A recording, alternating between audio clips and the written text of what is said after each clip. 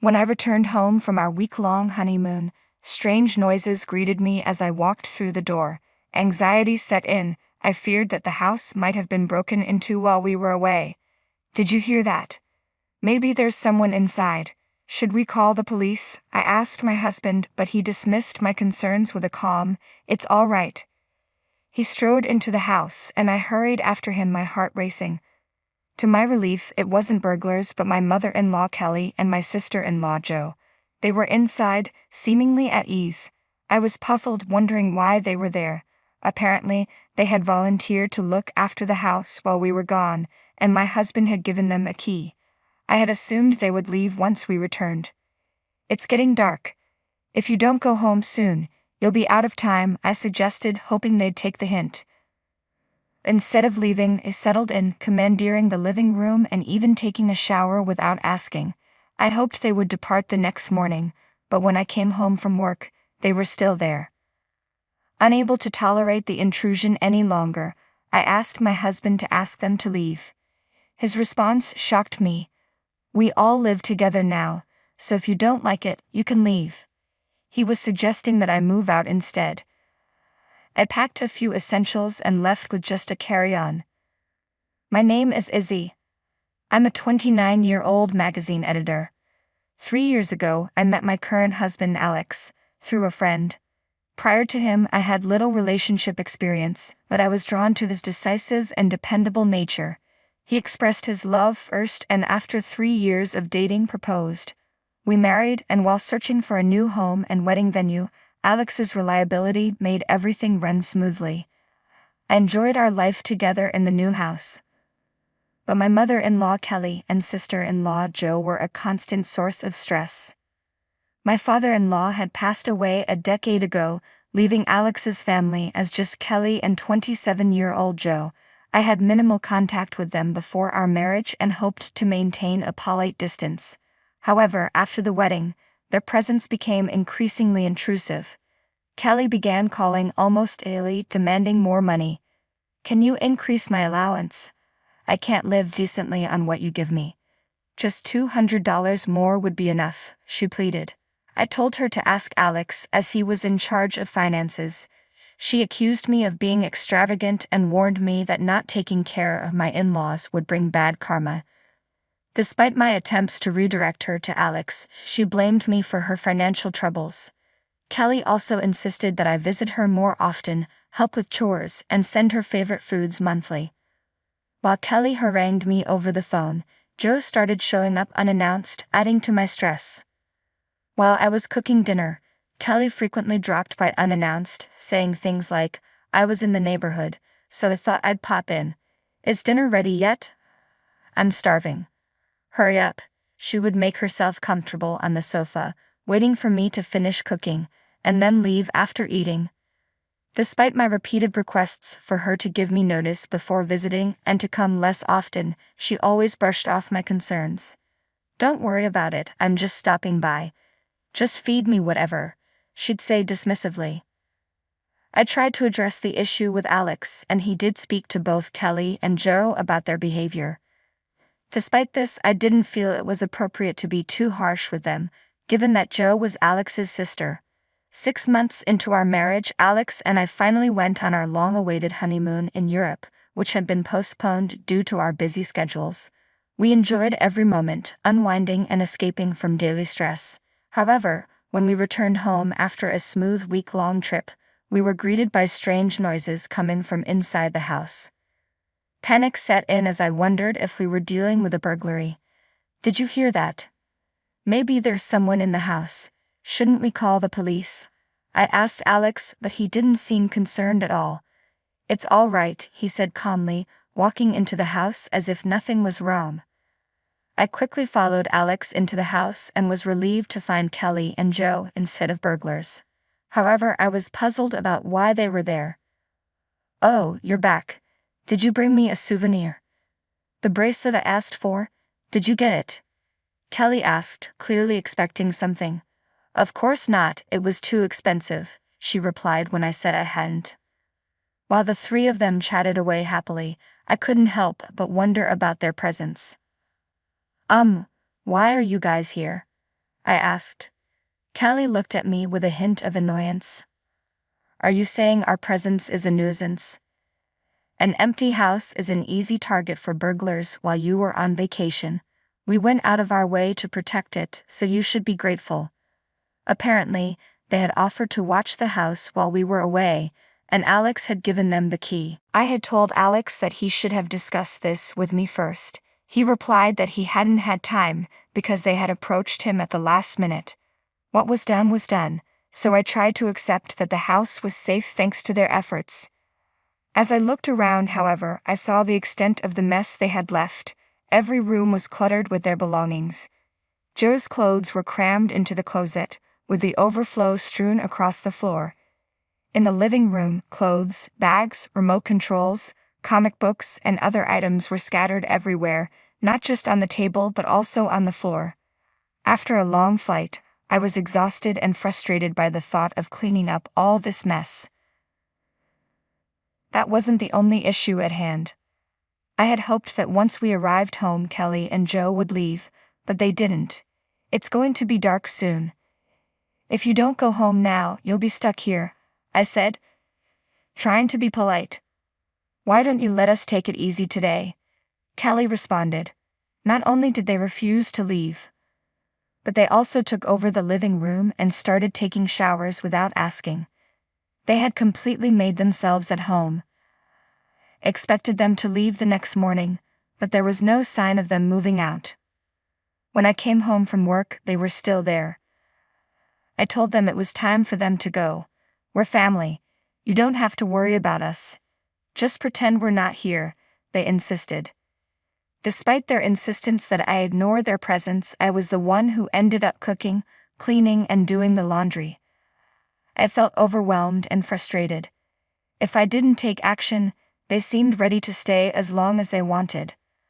I decided I needed to ask Alex to intervene and ask them to leave. As I was tidying up my room, I noticed that one of my limited edition perfumes, worth over $300 and no longer available for sale, was missing. I had been using it sparingly. Panic set in and I asked Kelly if she had seen it, but she claimed she didn't even know I had perfume. When I questioned Joe, she pulled out the bottle from her bag and handed it to me. To my dismay, it was nearly empty. I had been careful with my limited edition perfume, and there was still more than 6% left. When I confronted Joe about the missing perfume, she simply said, "It smells nice, doesn't it?" My friend liked it too, so I lent it to her. She'd offered no apology, and my frustration boiled over. Why did you use it without asking? What you're doing is theft. Didn't you learn that stealing from others is wrong?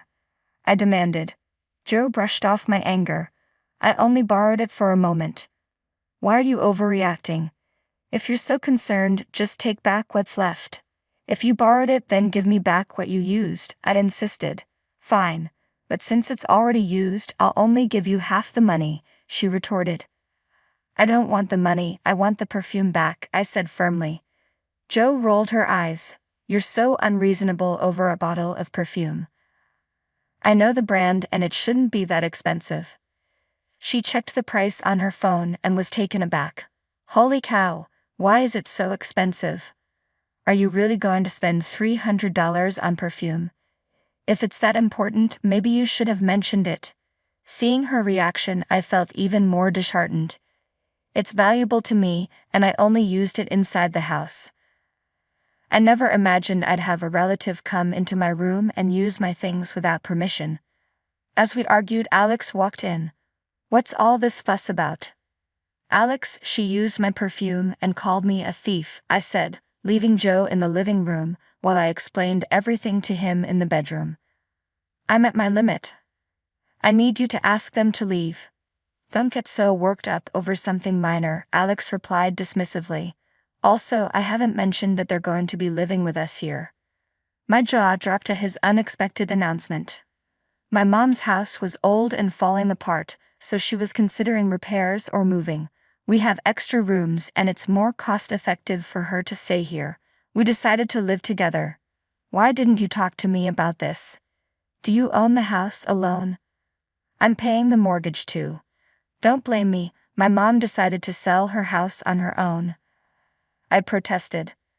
Alex's response was blunt. We're living together now, so if you don't like it, you can leave. His decision, made without my input, and his suggestion that I leave left me feeling distant and hurt. I realized my feelings for him were fading. I understand, I said quietly. I started packing the essentials into my carry-on case. Alex didn't try to stop me but remarked that running away after a fight was immature before walking out of the bedroom. Kelly and Joe watched with smirks as I packed, and as soon as I left the house, they locked the door behind me. I had no intention of returning. I headed to a hotel and called my boss, with whom I regularly consulted, to request a few days off. During my time off, I searched for an apartment and informed my parents that I had separated from Alex, explaining the situation.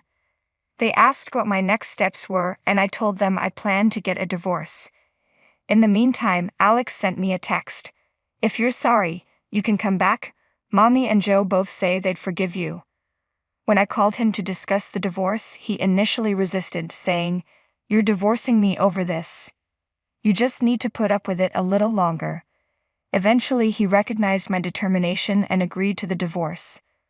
From that point, everything progressed smoothly, and the divorce was finalized within 6 months. I wanted to end things as quickly as possible, so we swiftly divided our assets and I handed over the house to him. We had been married for less than a year and now we were divorced. My friends and coworkers were concerned and curious about what had happened. Initially, I shrugged off their questions, unable to share the details. But as I processed everything, I became more open about the situation. When I told them the full story, their reactions were unanimous. "That's impossible." I appreciated the sympathy from my friends and coworkers. It made me feel a bit better, knowing they were supportive of my situation. After moving out and living alone, I threw myself into work with renewed intensity. Instead of spending time on household chores, I took on 3 times as many projects as usual and even helped out colleagues who were overwhelmed. My boss noticed my dedication and expressed concern, but as I immersed myself in work, the memories of my difficult times resurfaced and I began to blame myself. Despite being grateful for the distraction work provided, Alex called me about 5 months after the divorce. I had left most of my belongings behind when I moved out, so I answered the phone thinking it might be about that. Alex started by asking what I was doing and if I was living alone. His approach seemed unusual because he was typically impatient with vague conversations. I didn't want to waste time, so I asked directly why he was calling. He said he wanted to get back together. I had no interest in rekindling the relationship, so I said no and attempted to end the call. But Alex quickly interjected. "Wait, there's something I haven't told you yet." "I'm busy, so make it quick," I replied. He continued, "Can you lend me some money? I'm struggling to pay the mortgage. It used to be a joint responsibility, so I understand it's hard to manage alone." I knew the amount Alex needed wasn't that significant, but he explained that he had been expecting a raise a few months ago that never materialized. He had also been informed that his performance wouldn't warrant any future increases. Faced with this, he decided to look for a new job, hoping for better conditions. Unfortunately, he only found a lower-paying position and had yet to secure a new role. Regardless of his situation, I wasn't willing to lend him any money. Told him not to contact me again. "You're still single, right?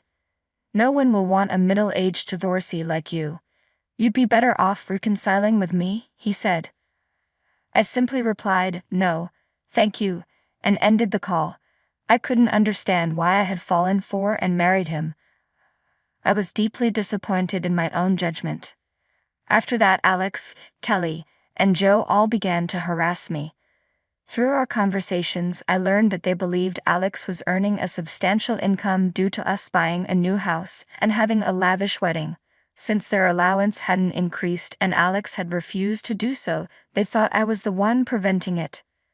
They had been pleased to live comfortably after I left, but when they discovered Alex's salary was lower than expected, they panicked. They seemed to think that men were paid more than women, but my salary was actually higher than his. I wanted to block all of them on my phone, but Alex knew where I worked and could easily find me. I was anxious that Alex might call me at work or even show up at my office, so I answered his calls a few times. He consistently complained about Kelly and Joe spending too much money and running out of savings. They had started working part-time but couldn't make ends meet because they spent their earnings so quickly. It seemed like every conversation revolved around money. I hoped that if I told him I was in a similar financial situation, he might stop calling. I decided to use this approach the next time he reached out.